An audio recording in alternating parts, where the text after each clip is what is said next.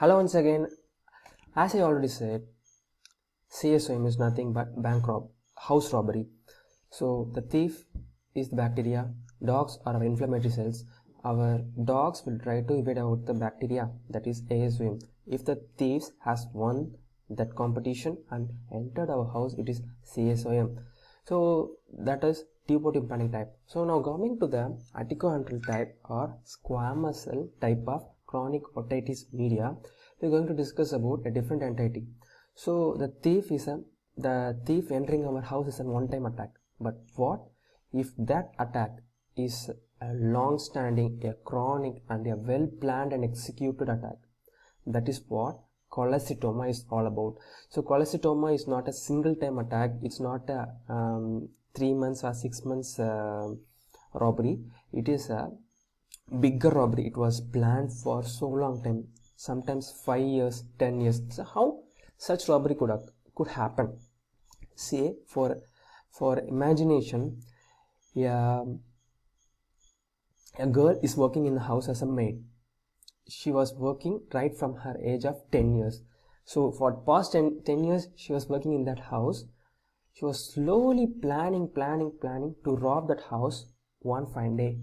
So if she robs in that fine day, so the intensity of attack, the family members will be severely emotionally hurt, because one, the robbery would have hurt. Second, such trustable girl have created chaos in the house, so that would have hurt the housemates to a bigger extent. So if such thing happens, that is congenital cholecytoma.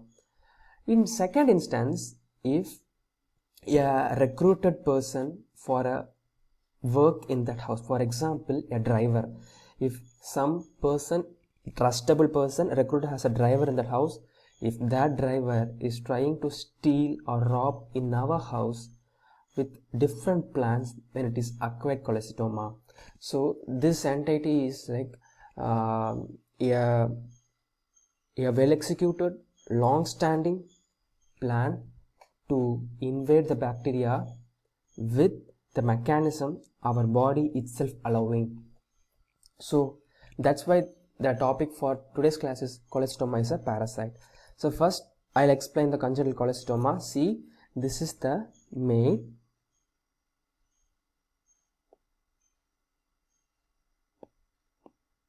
So this is our maid. She was in the house right from the childhood. So she has turned into thief one day. Second, acquired cholecytoma, he is the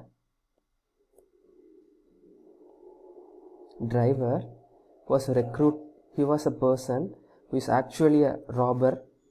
He was recruited as a driver. One fine day, he decides to rob the house. So this is two entities of cholecytoma. So let's compare the difference between congenital and acquired cholecytoma.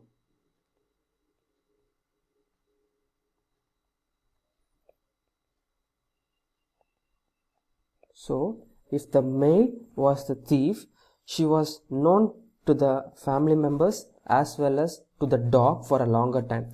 So there will be no suspicious activity. So here, though the person is recruited as a driver, it will take some time for the person to gain trust of the housemate. So there will be some suspicion in the minds of housemates. If not housemate, the dog will be suspicious. It will take some time. So there will be suspicion, there will be no suspicion, which I mean to say, no history of otorrhea or any warning sign. There will be history of otorrhea prior. Okay, so can we identify or there will be and this girl, there will not be any suspicious activity before. This is the one time plan. So no otological procedures. So there can be any otological procedures. Here the driver will rob and he will try to escape through the fence.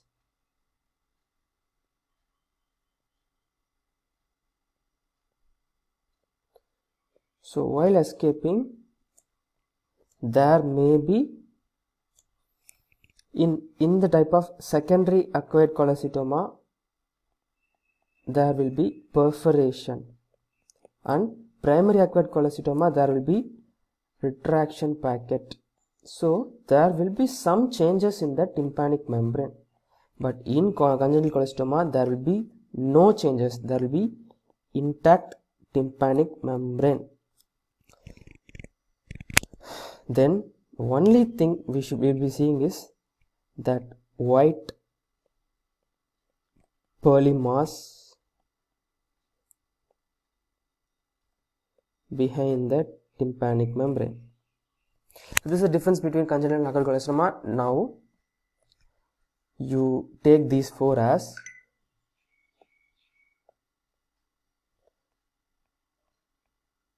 Levenson criteria for congenital cholesteatoma. So now we will enter into acquired cholesteatoma. This will be very interesting. Here, first the man has been recruited as a driver. He will be planning to rob the house by various methods. First, he will try to gain the trust of the housemaid slowly. Similarly,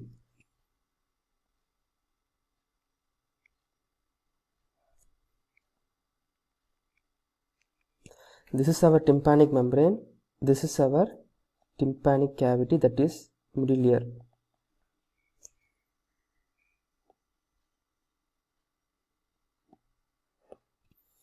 So the robber is here. He tried to gain trust slowly, like this. So there will be creation of retraction packet, which is actually the trust created by our thief. Then through the retraction packet, the bacteria will try to enter into the epitympanum. So the retraction packet is actually created at Prusak space. Prusak space is nothing but a space at the vas flaccida. This Prusak space is the site where retraction packet is formed. Through the retraction packet, bacteria will enter, gain access into the epitympanum, causing the cholesteatoma. Then the such method where the thief is very witty, actually. Witty means he is quite brainy. So such method is Wittmann's theory of cholesteatoma. Second, he doesn't have any method to enter into the house. So what he's trying means, he's a driver actually. He's trying to convert the maid, who is actually a loyal servant, into a thief. So both of them will join together and accomplish their mission. So it's quite sad on the part of the housemaids, because a loyal servant who was serving for a longer time has been turned into a thief. So such theory is saddest theory. Here the epithelium of the middle ear is converted into squamous epithelium, so it is called squamous metaplasia theory or saddest theory. So then, if rather than gaining trust at the daytime, rather than converting another person into a thief, the driver itself will try to peer into the house through the base, that is the drainage area or the hidden room, something. So if he tries to look into the secret room or the locker room through the base, he will try to invade the locker room by basal cell hyperplasia. So such theory is Rudy's theory. So the Rudy's theory, there will be basal cell hyperplasia. So the driver itself will try to evade into the middle ear.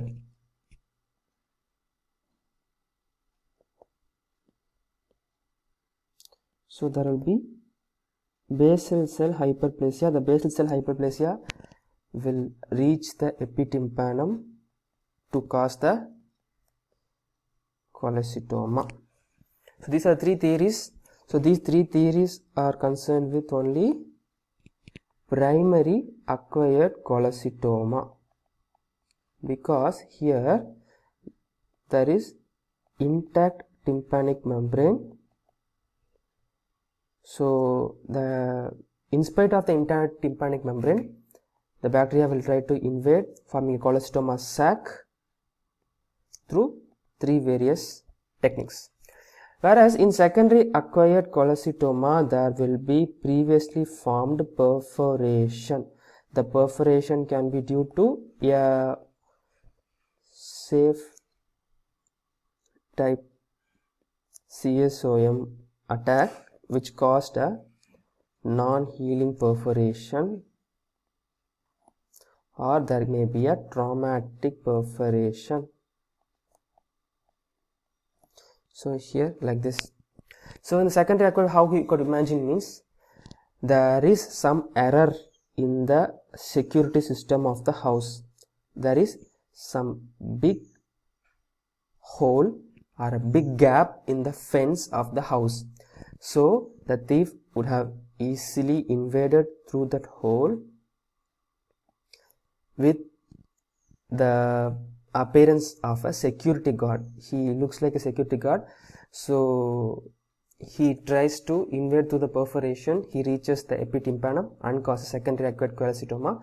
This is Hap-Erman theory of secondary acquired cholesteatoma. So these are theories of cholesteatoma. What are the clinical features of the cholesteatoma is there will be whitish flakes. Actually, it causes pressure effect on bones, causing osteitis, releasing, and also enzymes are released. So these osteitis and enzymes released from the cholesteatoma causes foul smelling, scanty discharge. So the discharge goes like this. So again, the cholesteatoma can affect the ossicles. So it can cause conductive hearing loss. Again, it can erode the labyrinth, which can cause vertigo, whereas fistula test is positive. So these are the clinical features. Again, we can do an audiogram to document. So we can proceed with treatment as first we can start with antibiotics, topical plus systematic. Then the definitive management is surgery, that is modified radical mastoidectomy. So the aim of the modified radical mastoidectomy is to clear out the disease, prevent recurrence, and preserve